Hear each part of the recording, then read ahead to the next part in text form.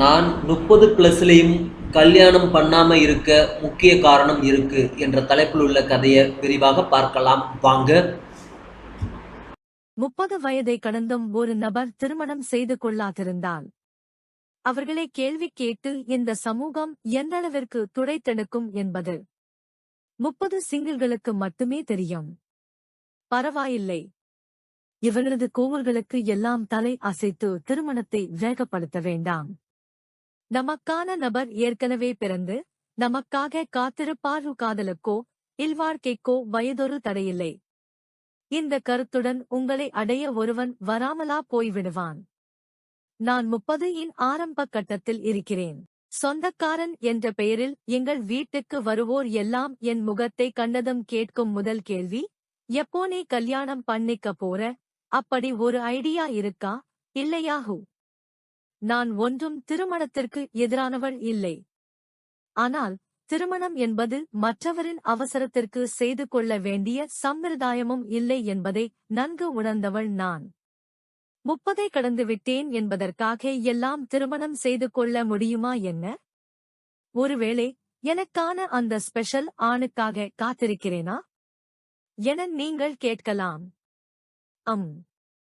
அப்படியும் வைத்துக் கொள்ளலாம். பர்ஃபெக்ட் மணாளனைக் கண்டு கொள்வது எப்படி என ஒரு புத்தகம் எழுதும் அளவிற்கு எனக்கு அனுபவம் இருக்கிறது என்றால் பார்த்து கொள்ளுங்களேன். திருமணத்திற்கு மணமகனை தேடும்போது நீங்கள் மனதில் வைத்துக் கொள்ள வேண்டிய ஒரு விஷயம் என்னவெனில், பர்ஃபெக்டாக ஒருவன் வேண்டும் என்ற ஆசையை விட்டுக் கொடுப்பதுதான்.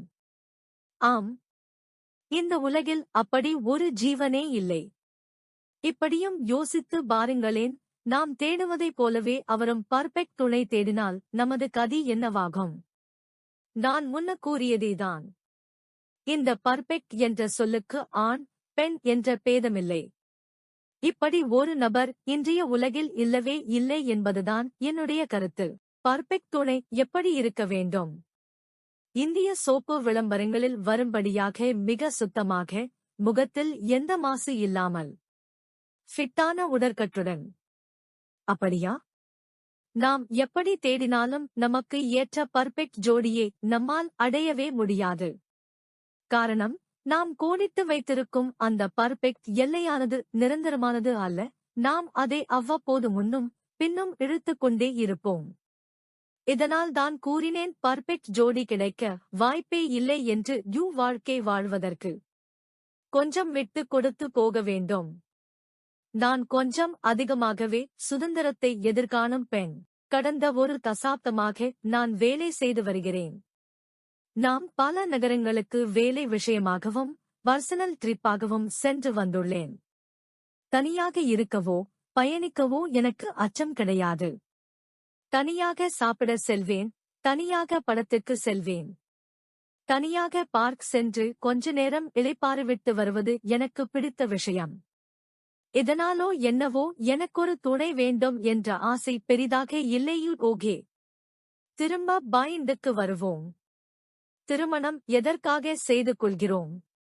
குழந்தை பெற்று வம்சத்தை பெருக்கவா? ஆண் பெண் இருவர் கொஞ்சி குலாவி கலவி மகிழவா திருமணம்? அல்லது இதுநாள் வரை அம்மா அப்பாவிற்கு சம்பாதித்து பணத்தை கொடுத்தது போதும், இன்னொருவனுக்கு கொடுத்து உதவலாம் வைத்தபடி இருக்க டெய்லர் கடை அல்லையோ? நீங்களாகவே மீத நாட்களும் இருக்க உதவுவதுதான் திருமணம். அவரவர் சுதந்திரத்தை பறிக்காமல் ஒருவரை ஒருவர் அரவணைத்து வாழ்வதுதான் திருமணம்.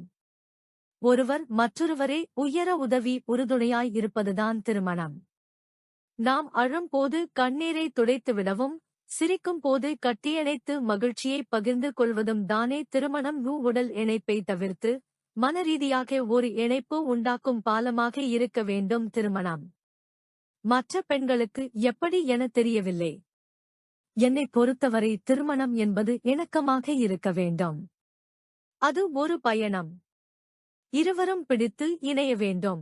இல்லையேல் அந்த பயணம் முழுக்க எதுக்குடா இந்த ட்ரிப்புக்கு வந்தோம், பேசமா வீட்லேயே இருந்திருக்கலாம்னு ஒரு எண்ணம் வந்துவிடும். இன்னும் நன்கு விளங்கும்படி கூற வேண்டுமெனில், திருமணம் என்பது சச்சின் கோலி ஒன்றாக கிரீஸில் நின்று விளையாடும் போட்டியே போன்றது. சச்சினைக் கண்டு விராட் மகிழ்ச்சி அடையலாம், பெருமிதம் கொள்ளலாம். அவருடன் சேர்ந்து விளையாடுவதை ரசிக்கலாம். அதை விடுத்து சச்சின் இவ்வளவு சாதனை செய்துள்ளாரா? அதை நான் முறியடிக்க வேண்டும். என்னைவிட அவர் சிறந்தவரா என்ன?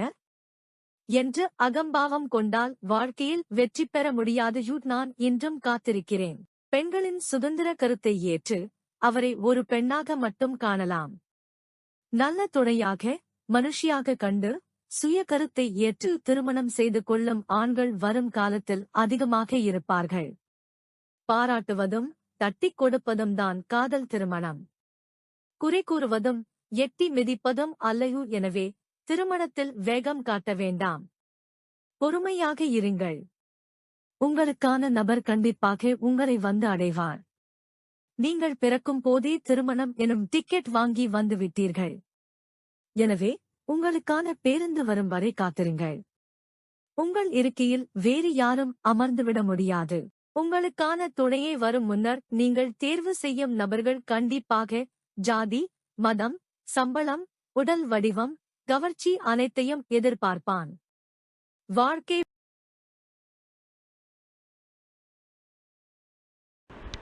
Thanks for watching.